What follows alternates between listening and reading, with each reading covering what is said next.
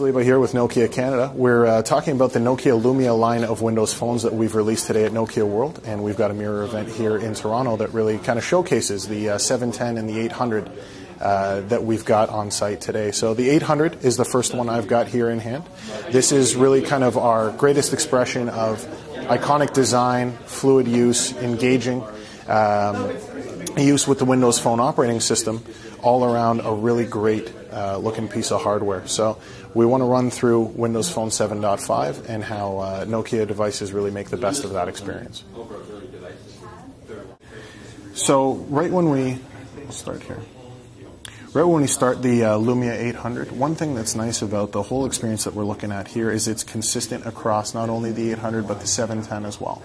What's nice about the 800 is we've got an AMOLED screen with clear black display. So you have really kind of bright, sharp, vibrant colors that pop off the screen that are great in sunlight. And it's all tied to a one-piece polycarbonate construction that's available in black, cyan, and a fuchsia color as well.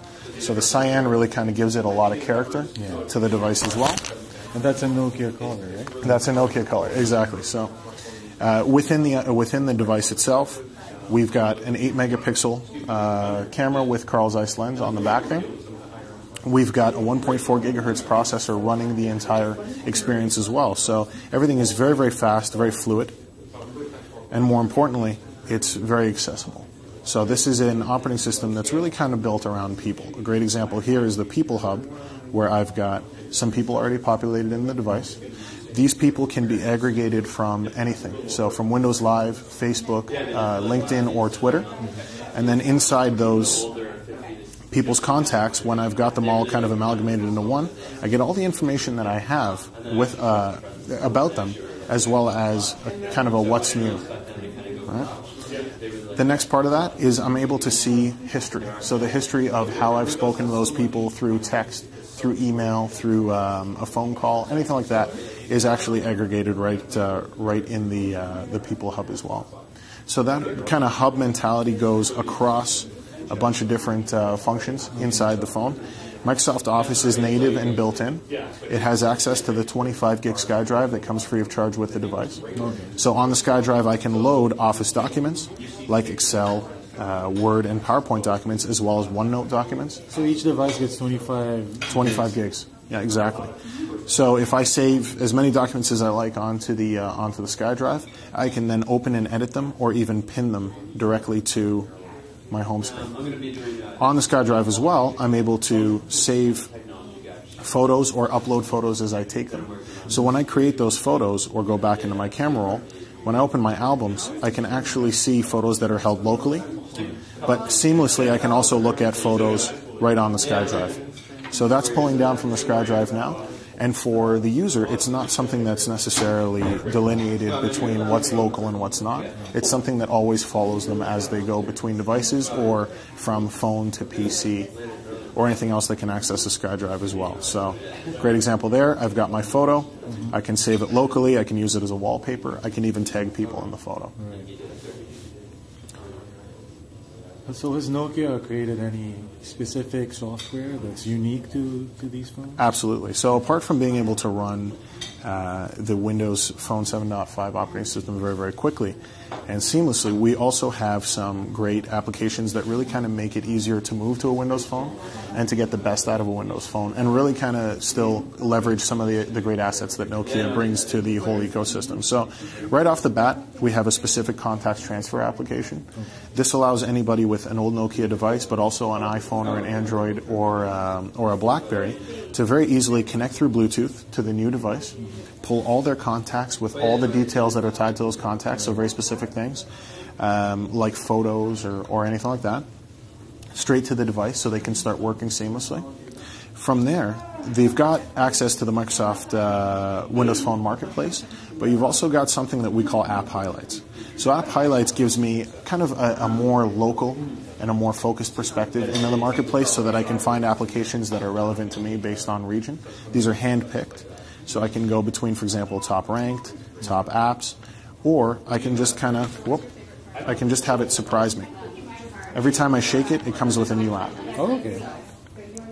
Very simple to do, right? One thing a lot of people have asked us about, though, is that we own Navtech, which is one of the biggest suppliers of navigation data in the world. We've turned that into maps applications in the past on some of our old devices, and here we've got something we call Nokia Drive. So very familiar interface. It looks very much the same, but once it finds me, it allows me then. Exactly. It allows me to have free turn-by-turn navigation, right?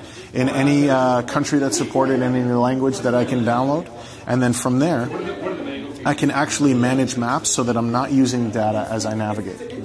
So if I, for example, decide to manage some maps, I can pick the continent I want, I can pick the country or the province or the state that I want, and I have it locally, loaded through Wi-Fi, so that all the information I need is right on the phone and I'm not using data when I'm out on the road.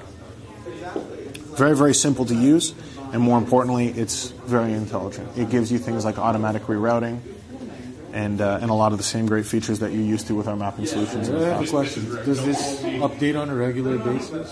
Yeah, so the maps data, we do new maps data kind of issues every few months, depending on when it's necessary. And then when you want to do that, you can actually just go right back into Manage Maps and find an update for the maps as well. Absolutely. Absolutely. So you can customize things like your navigation voice. For example, if I'm in France and I want to live like the locals do and have my directions in French, I can absolutely do that. Yeah. So some great kind of differentiating features for Nokia, not only from a hardware perspective with the iconic design, the great camera, the great clear black AMOLED display, but also some great software solutions as well. Okay, and well, this has been announced for Europe so far, right? Yes. Any idea or inkling for Canada?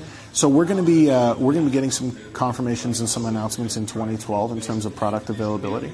Right now, the Lumia 800 and the Lumia 710 obviously fit in some slightly different segments in terms of where they'll fit in pricing, which has been announced for Europe.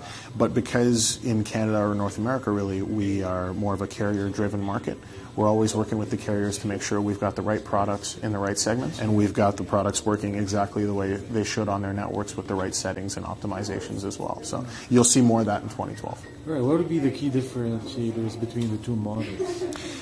Really, I mean, the hardware from a specification perspective is the same. You have the same 1.4 gigahertz processor in there.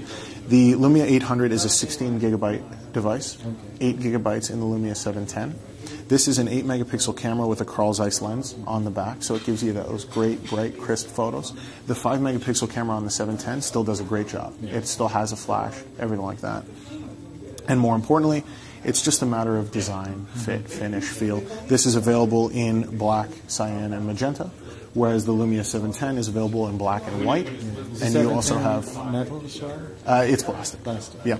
So this is a polycarbonate that's actually milled from one piece, and it's the same color the whole way through. So it's not painted. Right. So if, for example, it starts to scratch or scuff or wear, you'll still have the same consistent color over the life of the phone. With the Lumia 710, you've got a black or a white option as a base, and you can swap out the back plates to whatever color you like. So there are some cyan and fuchsia options, as well as other colors that will vary by region.